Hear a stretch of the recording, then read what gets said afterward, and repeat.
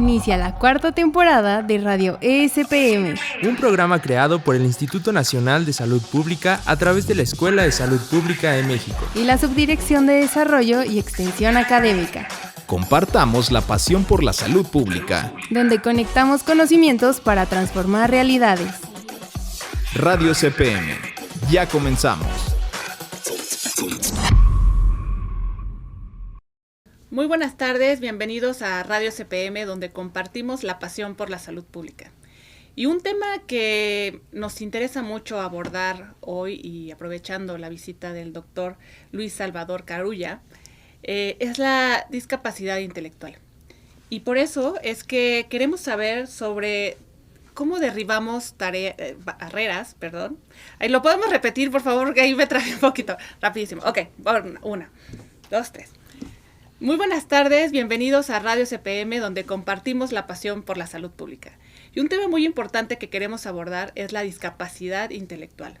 Y por eso tenemos al gran experto, el doctor Luis Salvador Carulla. Doctor, muchas gracias por estar con nosotros y aceptar esta invitación. Muchas gracias, Nenet.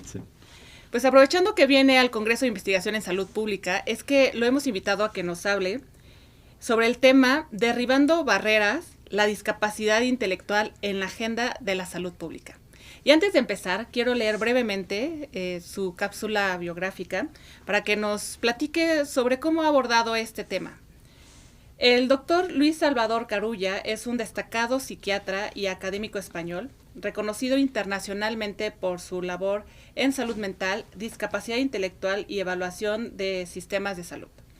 Ha sido profesor en diversas instituciones, incluyendo la Universidad de Cádiz y la Universidad de Canberra, y actualmente es profesor honorario en el Centro de Menzies de Política de Salud de la Universidad de Sydney, Australia. Su investigación se centra en el desarrollo de sistemas de apoyo para la toma de decisiones en políticas de salud y sociales, y abarcando herramientas para el análisis de eficiencia técnica, indicadores para el análisis de políticas de salud y el establecimiento de prioridades en salud mental y discapacidad. Ha coordinado el proyecto Atlas Integrado de Salud Mental, mapeando servicios de salud mental en más de 30 áreas locales a nivel mundial. Y bueno, pues vamos a empezar. Podría seguir leyendo una gran cápsula, pero bueno, pues esto es de las cosas que más nos interesa saber, y sobre todo este trabajo que ha hecho en el desarrollo de este Atlas de Salud Mental. Y bueno, doctor, pues quiero preguntarle primero, antes de pasar a lo más interesante, es cómo nació su interés por la discapacidad intelectual, sobre todo en el campo de la salud pública. Platíquenos. Pues fue por casualidad, como muchas cosas en la vida. Yo trabajaba en psiquiatría de enlace en un hospital. Mi tesis doctoral fue sobre la morbilidad psiquiátrica en cáncer de mama, y gané una plaza de profesor en otra universidad, en la Universidad de Cádiz. Yo trabajaba en Barcelona, y cuando llegué a Cádiz no tenía una plaza de jefe de servicio en el hospital. No podía hacer el tipo de investigación que estaba haciendo. Y un día estaba en mi despacho en la Universidad de Cádiz y me vino a ver una persona que ha sido fundamental en el desarrollo de los programas para discapacidad intelectual, que era el doctor Juan Pérez Marín, murió hace poco. Y me vino a ver al despacho y me dice, ¿usted es el doctor Salvador Carulla? Pues le vengo a buscar para que trabaje con nosotros en discapacidad intelectual.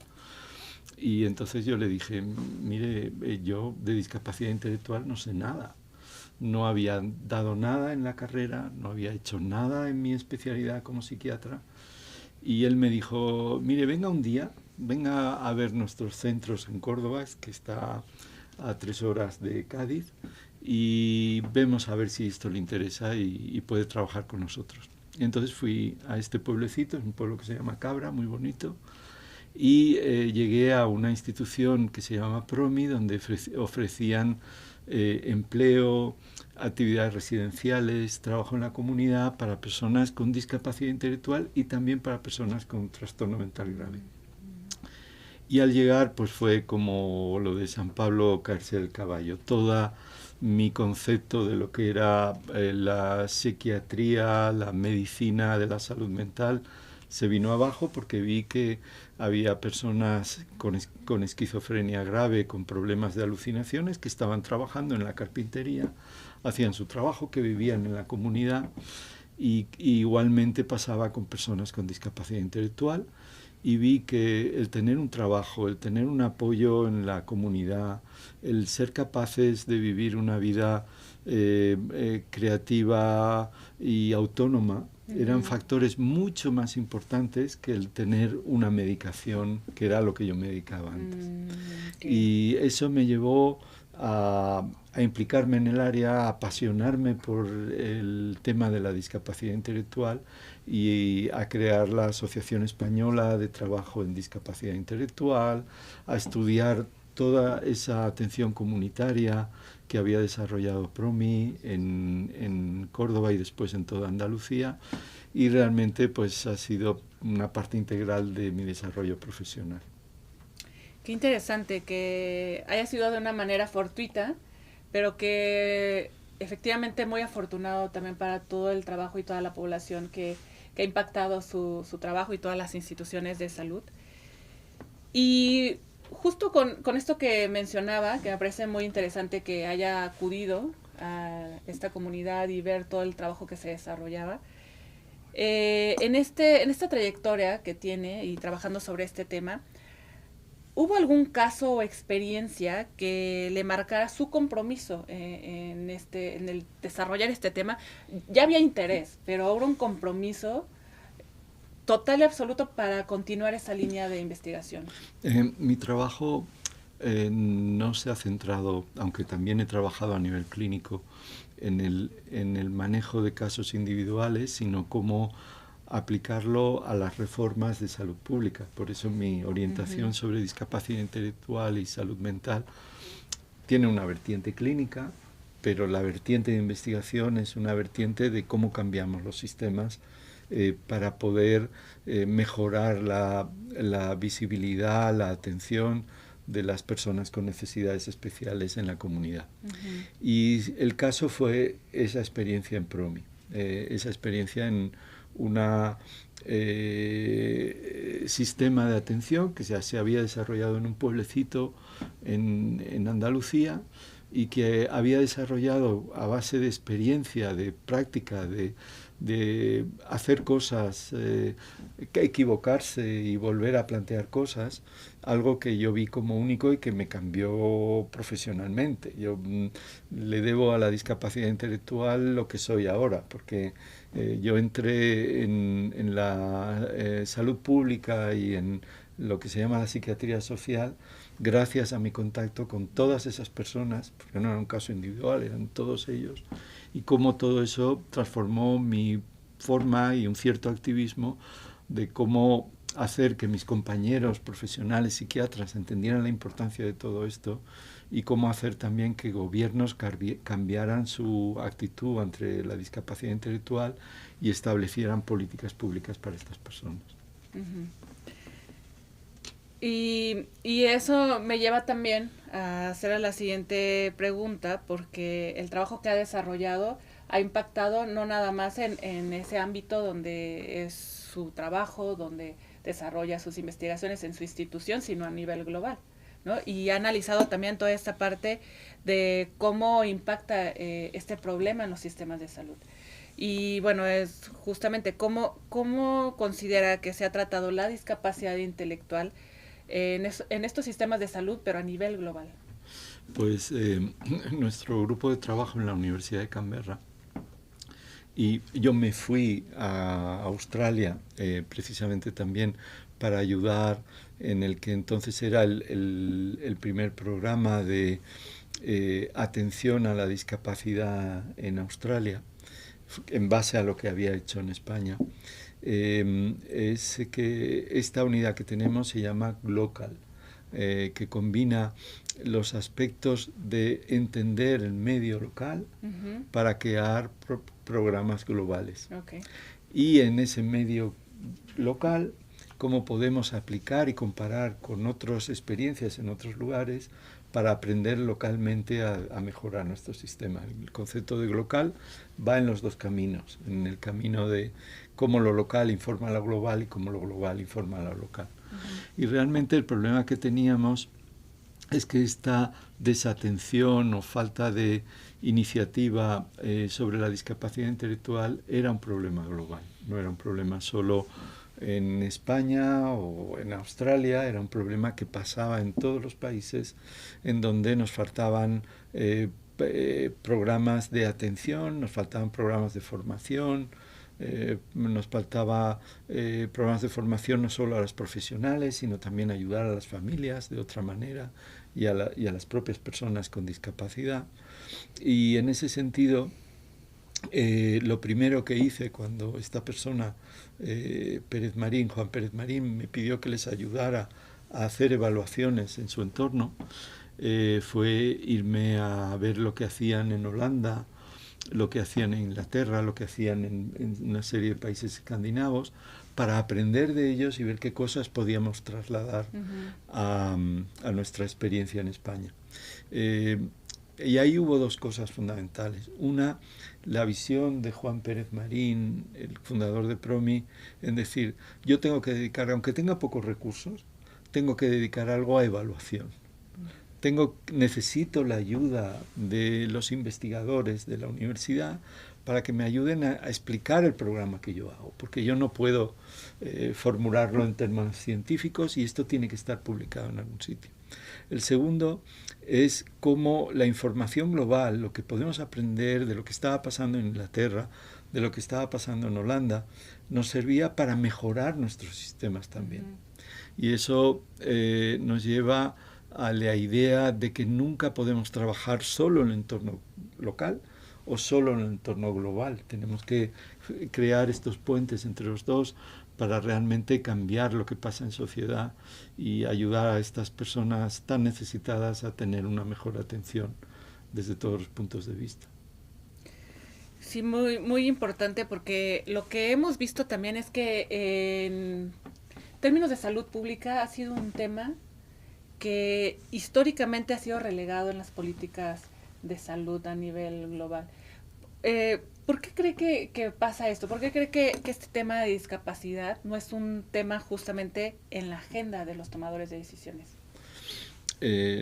Lo interesante de eso es que es uno de los temas que más costes produce al sistema de salud. La discapacidad intelectual no es un problema puramente social, aunque hay factores de retraso en el desarrollo que son producidos por problemas educativos, por problemas de pobreza, por problemas de falta de interacción social en determinadas poblaciones. Pero la mayoría del problema, y sobre todo a medida que un país avanza, son problemas médicos, puramente médicos, son problemas que ocurren a distintas fases del desarrollo embrionario o del neurodesarrollo una vez el niño o la niña ha nacido, y en donde hay factores relacionados con el consumo de alcohol durante el periodo embrionario, factores relacionados con intoxicaciones por el uso de plomo, por deprivaciones marcadas en el desarrollo temprano cognitivo, por problemas de tóxicos ambientales.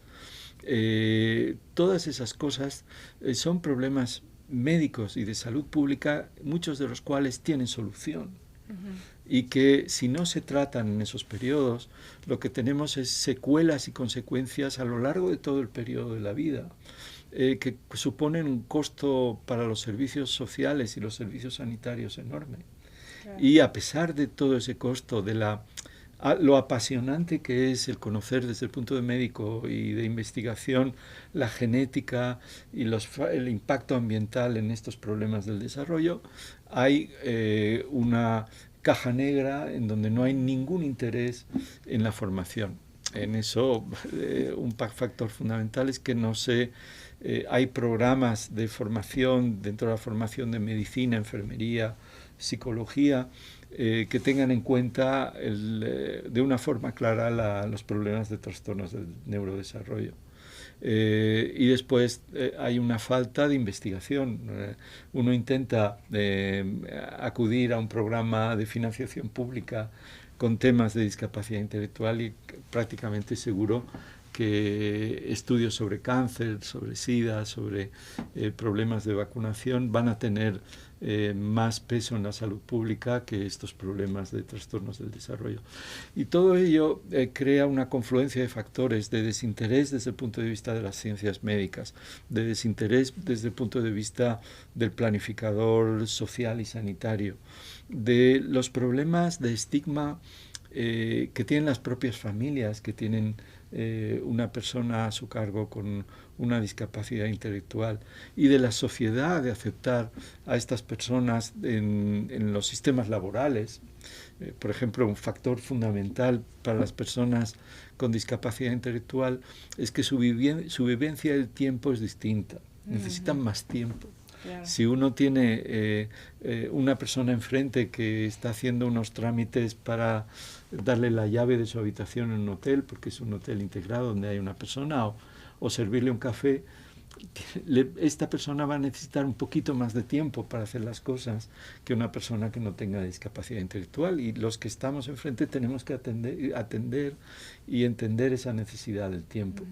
Pues todos esos factores unidos hacen que siga siendo la gran cenicienta de las cenicientas del sistema de salud pública de un país. Y eso pasa en Australia, nos pasa en México, pasa en España, en donde todavía hay mucho por hacer en este campo. Lo que sí que es verdad es que hay unos países que tienen más y han actuado más que otros, y tenemos mucho que aprender de países del entorno que han tenido una actitud activa de mejora de la situación de la atención en salud pública y en servicios sociales a esta población. Doctor, y para entender mejor esta situación de estos trastornos, de este desarrollo intelectual, ¿cuáles son específicamente estos trastornos para que la gente pueda también ubicar de cuáles son los que estamos hablando? Porque no es una situación, sino son algunos.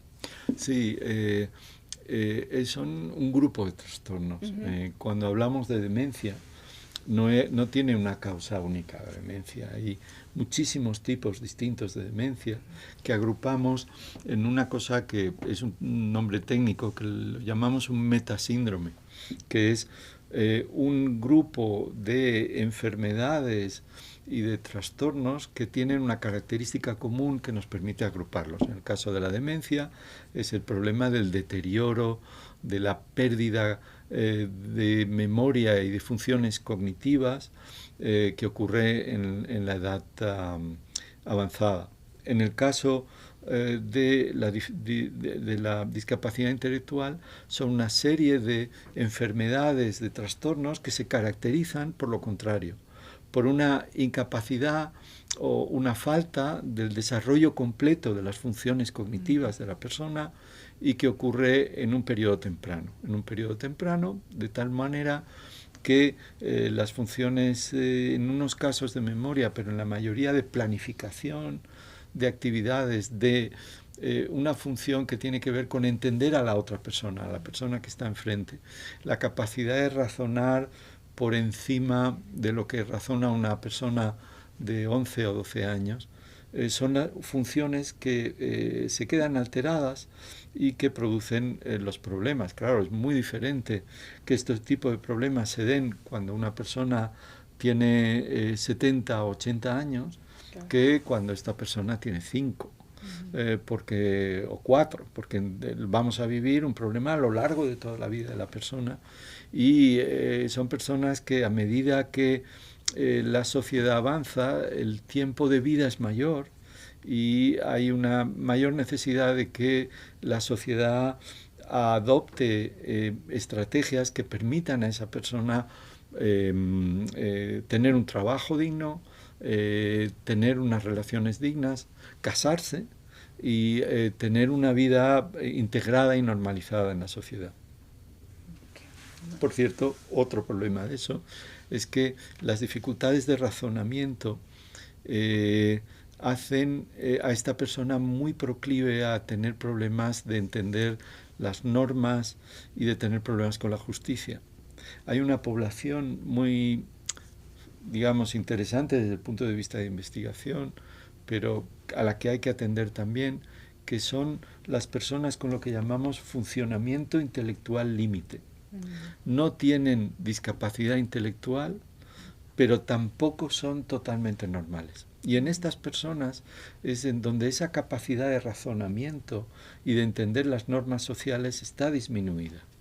Y eso hace que sean carne de cañón para ser reclutados por grupos ilegales, para cometer delitos y para acabar entrando en los sistemas judiciales y en las cárceles. Tenemos mucha gente en el sistema judicial que realmente lo que tienen es un funcionamiento intelectual límite, y esas personas, el nivel de desprotección es absoluto, porque no tienen un trastorno de discapacidad intelectual, pero tampoco son normales. Y esa historia judicial, esa historia de fracaso en el empleo, hay que entenderlo dentro de un contexto de que hay determinadas funciones intelectuales de razonamiento abstracto que no se han alcanzado. Es súper interesante porque muchas veces conocemos personas con algunas situaciones de este tipo y incluso las estigmatizamos, ¿no? Y eso es una grave situación, porque entonces empieza a haber discriminación, empiezan a ser relegadas del ambiente cotidiano, y eso trae también un problema adicional a la sociedad, a la salud pública en general, a la economía, como ya lo comentamos, ¿no? Entonces, muy interesante saber cómo esto puede ocurrir en diferentes personas y que nosotros ni siquiera estamos al tanto de que haya una situación, porque no es evidente en algunos casos, ¿no? Pero hay este padecimiento, esta situación en un grupo de personas también. Y existen, usted ha evaluado mucho esta situación de desarrollo, de discapacidad intelectual, de salud mental.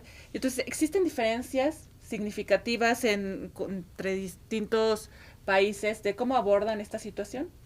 Las diferencias son enormes, y yo creo que un indicador del progreso de un país es el prestar más atención a esta población y desarrollar mecanismos de apoyo para que esta persona pueda vivir una vida normalizada, integrada en la comunidad. Comenté cuando yo empecé a trabajar en este tema, a principios de los 90, la situación de la atención médica estaba mucho mejor en Inglaterra.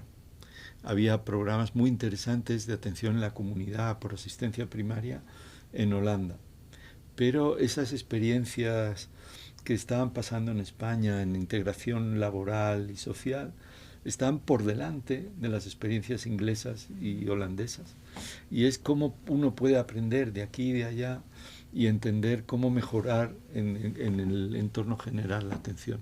Un aspecto que era muy importante en ese desarrollo que hacía esa asociación PROMI en Cabra, en Córdoba, era la participación social. Cómo toda la comunidad se sentía orgullosa de haber acogido a las personas con discapacidad intelectual y haberlos integrado en sus programas. Y cómo venía gente de distintos sitios del mundo a ver lo que estaba pasando allí. Algo similar ocurrió con el tema de la salud mental en una ciudad de Italia, Trieste, en el norte de Italia, que fue uno de los primeros que abordó el cierre de los hospitales psiquiátricos y la integración de las personas con problemas de salud mental en la comunidad. En Trieste fue fundamental que la sociedad de Trieste asumió eso como parte de su propósito de comunidad. El conseguir que las comunidades entiendan que es un valor añadido, el humanitario, el integrar y el adoptar otra actitud sin estigma hacia las personas con discapacidad intelectual, es un punto fundamental para que una estrategia tenga éxito. Si uno solo piensa en la dotación de los servicios de salud, en mejorar los screenings de tipo genético y en informar mejor a los médicos de asistencia primaria, es probable que ese problema fracase, porque hay un componente social, un componente de divulgación que es fundamental para que las estrategias sean exitosas. Y también algo que comentaba muy importante, la parte de la medicación. ¿no? Que los sistemas de salud a lo mejor están preparados para medicar, como usted ya comentaba que fue su experiencia, pero el tema no es hacer eso, sino abarcar otro tipo de estrategias como lo que ya comentaba que se hace y en muchas asociaciones también, ¿no? Pero no tanto desde la política de salud de los gobiernos en algunos países, ¿no? En ese sentido, nosotros hemos publicado con la Asociación Mundial de Psiquiatría líneas guía, directrices de medicación en personas con discapacidad intelectual. Y hemos trabajado mucho en ese tema. Estamos hablando de problemas médicos reales, con una prevalencia hasta el 30% de problemas de conducta y de comorbilidad, de coexistencia de problemas mentales. De problemas médicos, que como puede ser el de epilepsia, que se asocia, o problemas de médicos de otro tipo, como la situación de los problemas cardiovasculares o los problemas de demencia en personas con síndrome de Down. El abordaje ha de ser integral. Ha de ser integral. No se puede dejar la parte de integración de medicación, pero hay que hacerla muy bien. Hay que hacer un diagnóstico primero. ¿Por qué estamos medicando a esta población? No, lo medicamos por un problema conductual. Pues primero averigua de dónde viene ese problema conductual y cuál es el origen para poder entender qué medicación hay que dar.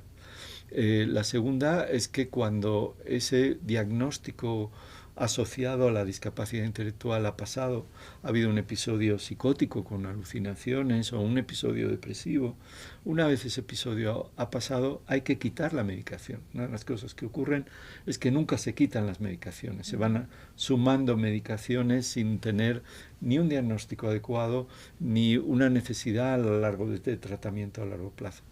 Todo ello tiene que hacerse con una evaluación médica completa que tenga en cuenta los otros componentes, tanto los síndromes médicos que se asocian a determinadas patologías como la presencia de otros problemas. Uno de los principales problemas relacionados con trastornos conductuales en discapacidad intelectual son los problemas dentales. Una salud odontológica adecuada es crítica en las personas con discapacidad intelectual y muchos problemas de conducta en realidad se asocian a problemas de dolor con algún otro problema en una persona con bajas habilidades lingüísticas que no es capaz de expresar lo que le está pasando. Y hemos creado escalas para valorar cuáles son los indicadores de salud física en personas con problemas mentales. Se llama la escala Pomona y que puede aplicarse y nos da una idea también de la calidad de la atención que se está realizando. Junto a eso, el tener un trabajo es un tratamiento tan importante como la medicación para una epilepsia en una persona con discapacidad intelectual. Es fundamental. Y la prescripción social, el social prescribing en inglés, que es como los profesionales sabemos cómo ayudar a esa persona y asociarlo a un trabajador social que le busque el trabajo adecuado y si no lo encuentra volver a mirar otros. Esa prescripción social es tan importante o más que la prescripción farmacológica. Entonces estamos hablando de tratamientos holísticos, integrales, en donde ha de haber grupos de trabajo que ayuden a esa persona y que cada uno dé su miga, su contribución para que esta persona pueda vivir con una calidad de vida buena en la sociedad. Sí, súper interesante, la verdad, hemos aprendido mucho con todo lo que nos está diciendo y entonces me lleva a justamente pensar todo eso que nos dices es muy relevante y que los gobiernos deberían estar atendiendo, pero ¿cuál considera entonces que son estas principales barreras que enfrentan las personas con esta discapacidad intelectual en el acceso a los servicios de salud? Para mí la principal barrera es la falta de conocimiento del problema por parte de los propios profesionales de salud. Y no es culpa de ellos, que nadie les ha dicho nada. No, todo el mundo les ha informado de obstetricia, de cáncer, de enfermedades cardiovasculares, de los problemas respiratorios, de la salud mental. pero pueden haber pasado por toda la carrera y haber pasado por todo el entrenamiento de una especialidad sin haber oído la palabra discapacidad intelectual en todo ese tiempo. Claro, esa persona llega a su práctica clínica y se encuentra con casos en los que no sabe qué hacer. ¿Qué haces con un caso complejo, con múltiples cosas, que además no te habla, que tiene problemas de conducta? ¿Qué haces? Pues lo ignoras o le das una medicación sin entrar en la base del problema porque no tienes el entrenamiento necesario para saber cómo abordar el problema de una forma correcta. Junto a eso, el otro gran problema es un problema de Estado, de entender que esta es una población de la cual el Estado no puede desatender. Que hay un factor de ética, de equidad, incluso de coste-beneficio, de dar dotaciones de atención a esta población que es necesario. Y dentro de ese paquete, lo que es fundamental es entender que no es responsabilidad sola de un Ministerio de Salud. Hay países que han desarrollado estrategias nacionales de pacto de Estado, donde se implica Hacienda, servicios sociales, justicia, empleo y, por supuesto, salud y educación, planteando un programa global de qué tenemos que hacer todos para mejorar la situación de esta población, que según los países puede oscilar entre, si son países con un buen sistema, entre el 2, el 7, el 9% de la población, que a distintos niveles pueden tener necesidades cognitivas. Este es el otro mensaje. Por supuesto se trata de problemas de salud, pero el Ministerio de Sanidad solo no puede resolver el problema. Hay que llegar a pactos que lleven a un nivel más alto en la toma de decisiones, que este es un problema que se va a afrontar y que se va a afrontar para el conjunto de la sociedad y el conjunto de los departamentos y los ministerios en un sistema, en un gobierno. Sí, y hemos visto también que una problemática es también atender estos problemas de desarrollo en la salud mental de los infantes y jóvenes. ¿Cómo se relaciona con todo esto que ha comentado de la falta de capacitación de los profesionales de la salud, estas barreras, este estigma, y que vemos que el problema se origina también en la falta de atención de esta población que es muy relevante? Sí. ¿Cómo considera esta situación? Pues es ese concepto de la cenicienta, de las cenicientas. Si vemos cuál es el interés en un sistema sanitario, priorizan lo que se llaman las 4 grandes patologías: cáncer, diabetes, enfermedades cardiovasculares, sistema respiratorio. La salud mental, que tiene la misma importancia que toda ella, va por detrás, muy por detrás, en financiación y en interés por parte de las agencias públicas. Dentro de la salud mental infanto-juvenil va por detrás. El ejemplo es México. En México solo hay 250 psiquiatras infantiles. Wow. Que hace totalmente imposible atender a la población que tiene el problema. Y de estos, muy pocos se dedican a la discapacidad intelectual. Ese es el grado del problema. Tenemos una brecha, un agujero inmenso para poder prestar la atención que necesitamos a la población infanto-juvenil. Hay varios países que han hecho programas específicos de atención a población infanto-juvenil en los 1000 primeros días. Y México tiene un programa muy interesante de atención en los 1000 primeros días. El doctor David Kercenovich, el secretario de Salud, hizo una presentación en este congreso en el que hemos estado fantástica, y estuvo comentando las necesidades tanto de salud mental, tanto de atención infanto-juvenil, y la importancia del programa de los 1000 días. Programas implementados en algunos sitios. Empezó, creo, en Escocia hace ya 20 años, y son programas fundamentales porque ponen el reloj en el sitio adecuado para que esas personas puedan tener una calidad de vida y una disminución de enfermedades crónicas a largo plazo.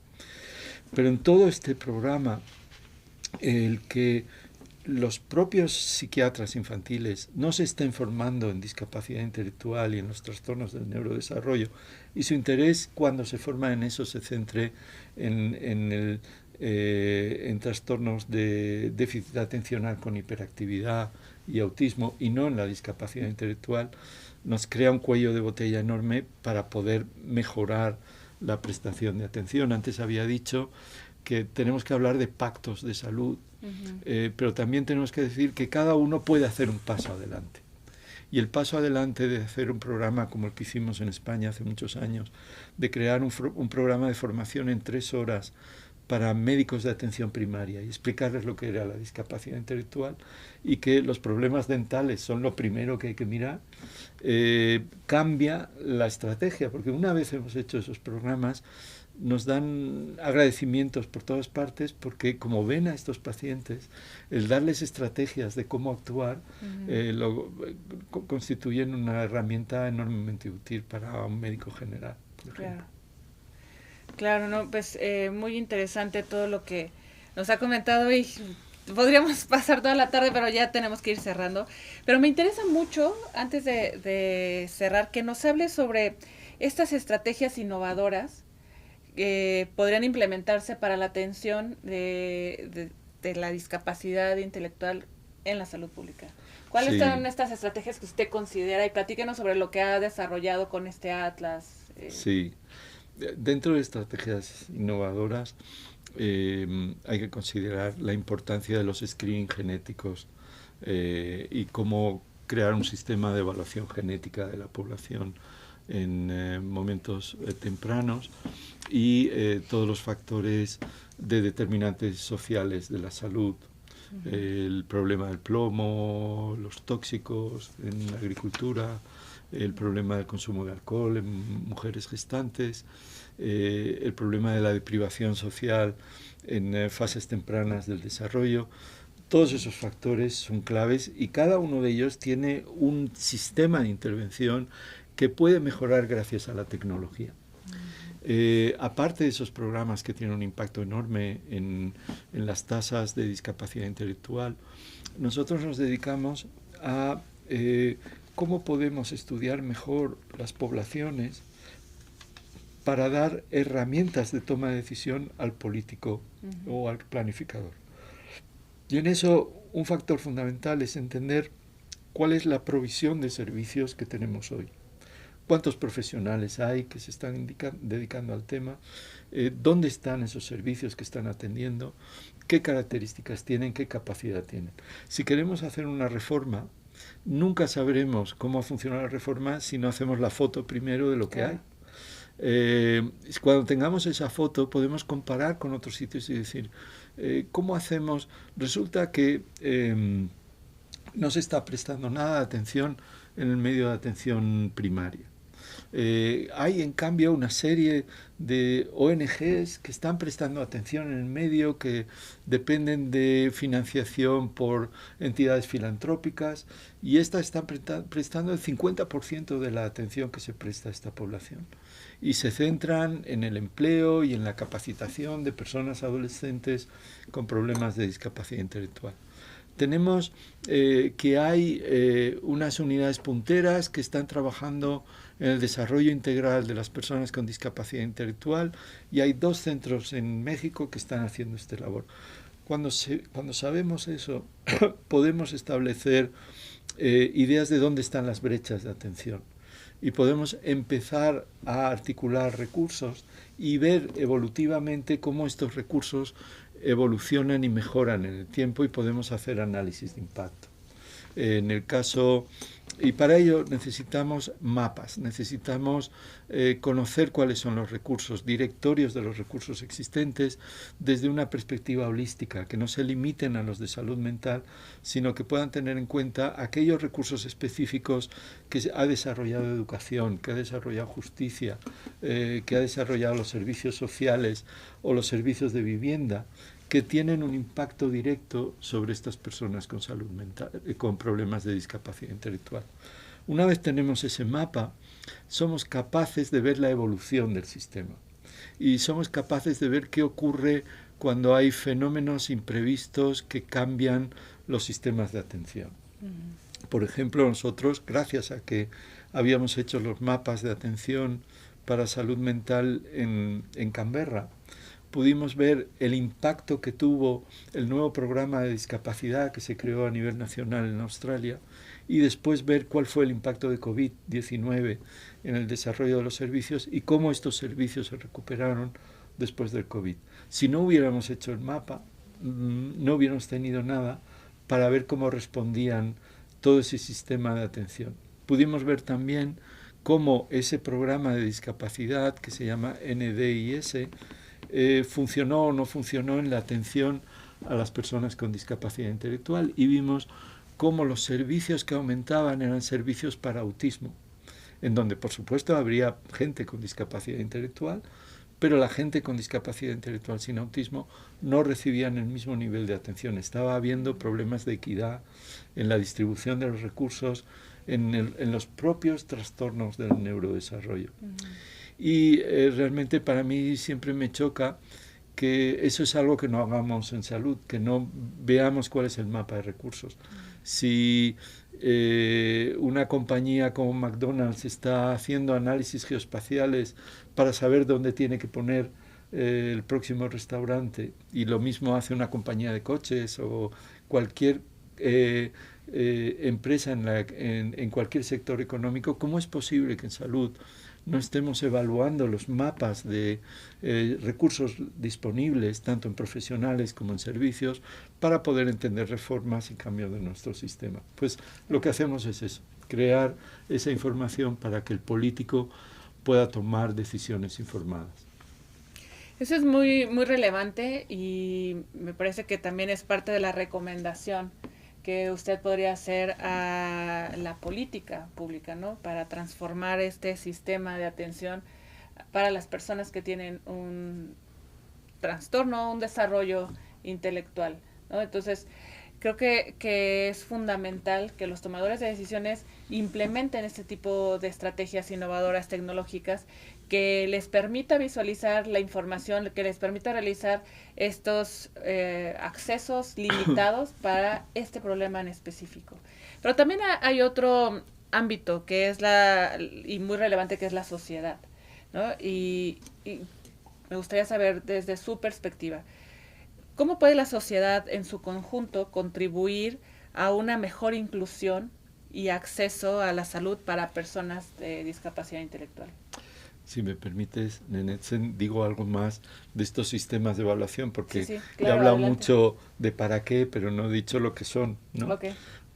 Y nosotros lo que hacemos es delimitamos un área geográfica y estudiamos todos los servicios disponibles y los profesionales que prestan atención a una población. Puede ser demencia, puede ser diabetes, puede ser problemas de salud mental o discapacidad intelectual.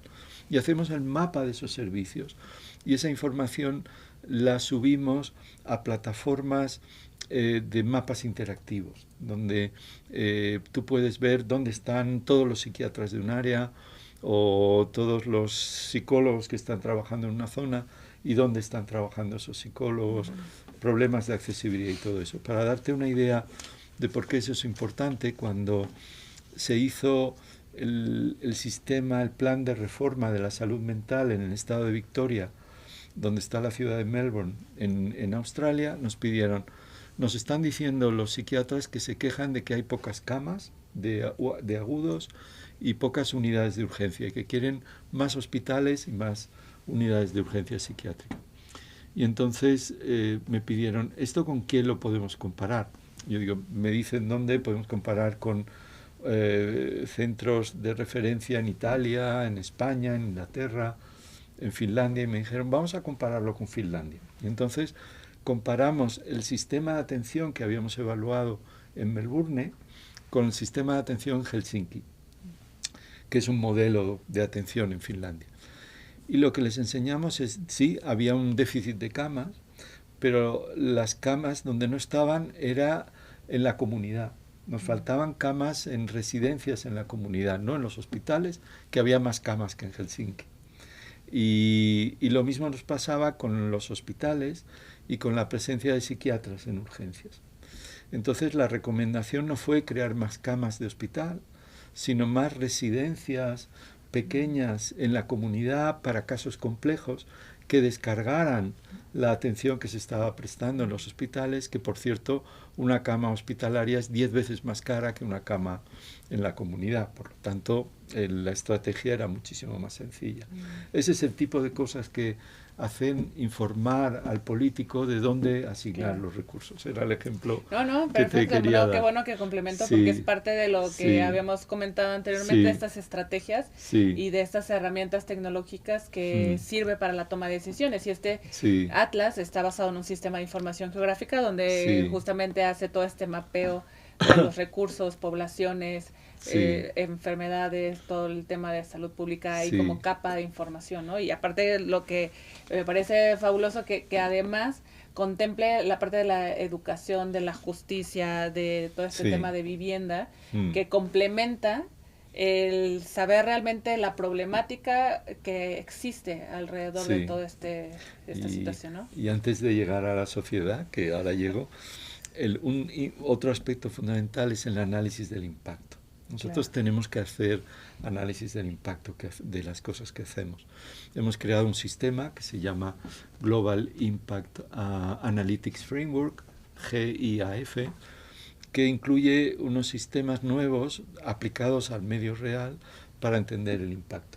Y una de las primeras aplicaciones que hicimos fue el análisis de impacto del programa que creó el estado de Queensland en el norte de Australia para que hubiera una mejor relación entre los colegios, educación y el sistema sanitario mental para adolescentes y niños.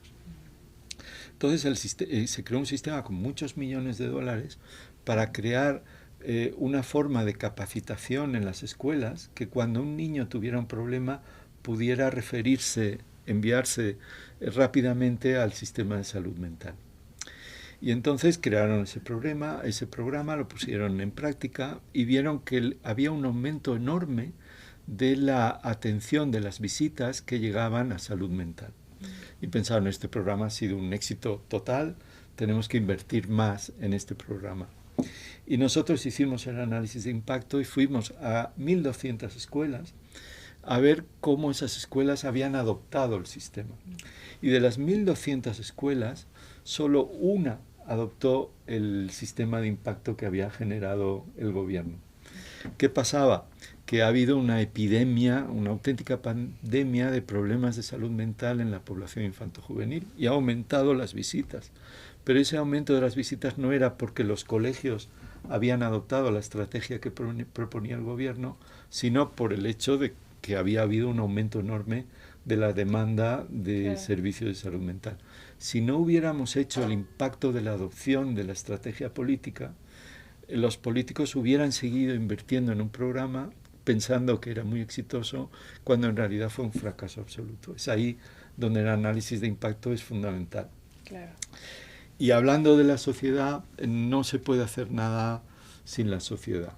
En los sistemas de mapeo que hicimos en España, en Cataluña, en los años 90 y en la primera década del 2000, fueron las asociaciones de usuarios las que los tomaron para pedir al gobierno más servicios. ¿Qué se puede recomendar a los usuarios y a las familias? Que se agrupen en asociaciones, que hagan lobby, que pidan los recursos, pero no como individuos, sino como organizaciones y como grandes asociaciones y que esas asociaciones se reúnan en organismos paraguas que tengan una importancia estatal, en el federal. Es ahí donde hay un factor fundamental y donde yo veo una diferencia enorme en cómo funcionan los programas en Australia y cómo funcionan en Europa, donde los asociaciones de familiares y usuarios de discapacidad intelectual en Europa tienen sedes en la Unión Europea, tienen una importancia enorme. No podemos hacer ninguna investigación sin ellos y ellos son las que marcan las políticas. O sea, importancia toda, pero no una importancia individual, sino una importancia asociativa. Claro. Y ya para terminar, doctor, ¿cuál sería el mensaje o de igual manera la recomendación que daría a los tomadores de decisiones que están en esta parte de la gestión de los recursos de salud pública sobre la importancia de incluir la discapacidad intelectual en la agenda pública? Tiene múltiples perspectivas. Ya hemos hablado del enorme costo que tienen para el sistema sanitario el no prestar una atención adecuada a las personas con discapacidad intelectual.